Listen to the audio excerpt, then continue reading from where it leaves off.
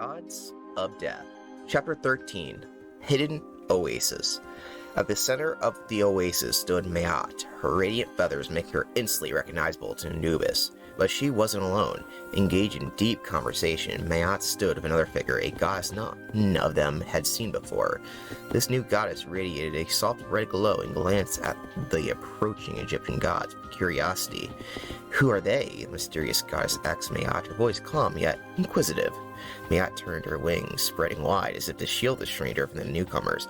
"What are you doing here?" she asked, her tone guarded. Anubis, taken aback by the cold reception, quickly bowed his head. "Your Excellency, we are here because we need your guidance. The balance." Maat cut him off, her voice firm.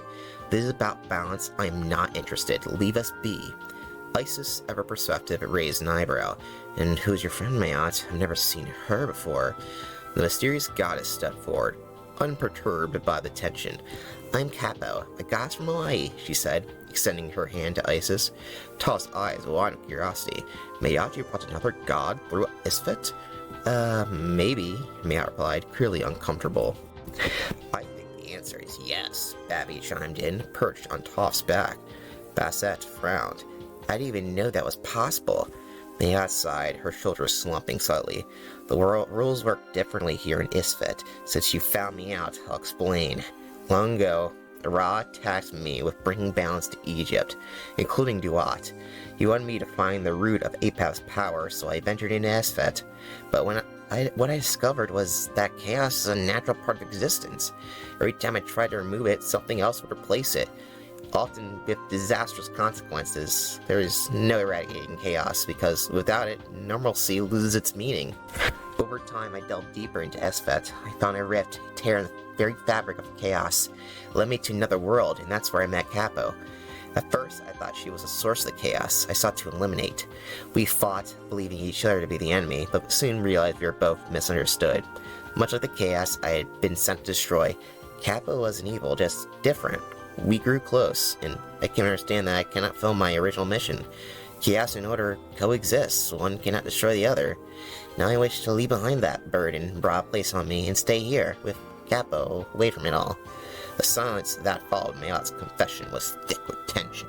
The Egyptian gods exchanged uncertain glances, each processing her words in their own way. Anubis, usually stoic, looked conflicted, while Basset's eyes narrowed as she tried to reconcile this new information with the urgency of their new mission. It was Isis who finally broke the silence. "Maat, I understand the weight of your duty. I too have carried burdens that seem unbearable, but you must realize the consequence of abandoning your role. The balance of the world is at stake. If you do nothing, Ra's light may be extinguished, and Egypt could descend to chaos." Maat sighed, her eyes filled with a weariness that spoke of centuries of responsibility.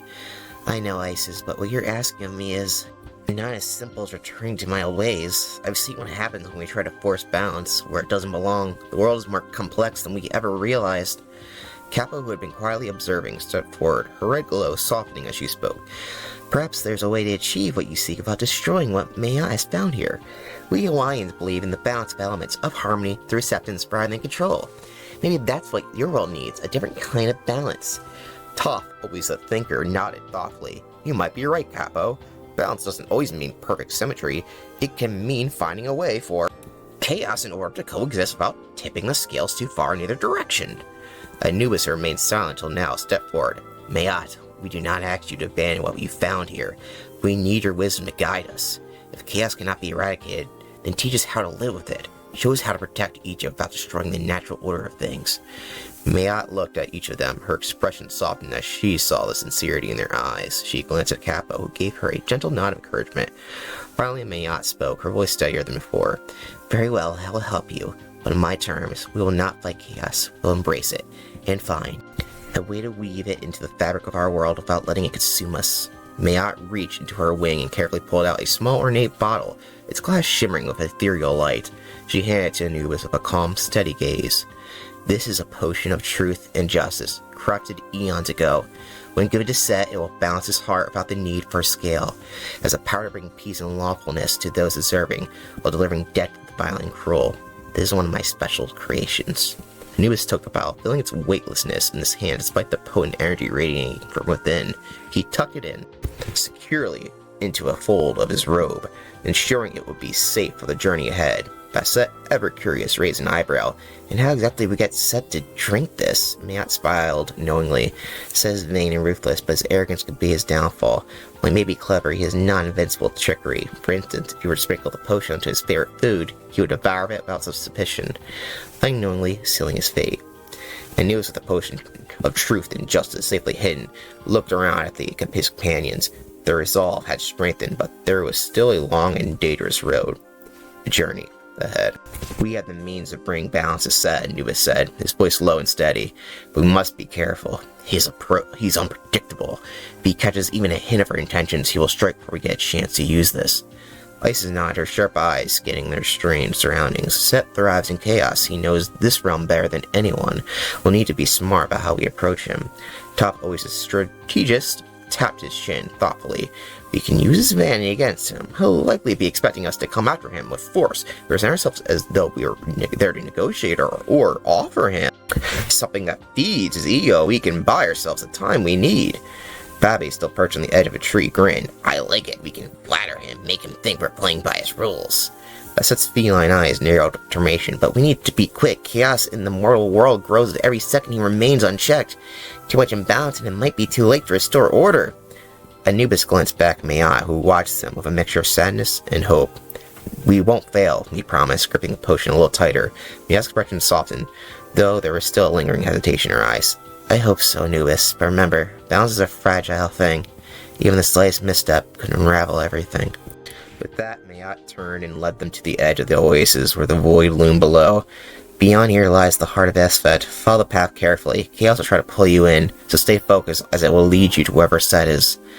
The gods nodded, ready to face what lay ahead. As they stepped forward, the landscape around them began to shift, the familiar patterns of order falling away as chaos took hold. The upside-down oasis melted into a twisted expanse of jagged cliffs, roaring flames and swirling clouds of darkness. Suddenly, a deafening roar echoed through the realm, making the ground tremble. Beneath their feet in the distance, lightning cracked through the void. When we get to him, we'll have to get close enough to use the potion, Top reminded them, his voice steady amidst the chaos. Follow my read and remember, we outwit him, now overpower him.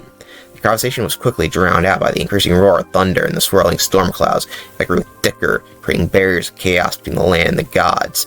Isis, sensing the danger, extended her magic to form a protective barrier, with a set shield reinforcing it. The group stayed close, navigating the unstable path and led deeper into disorder.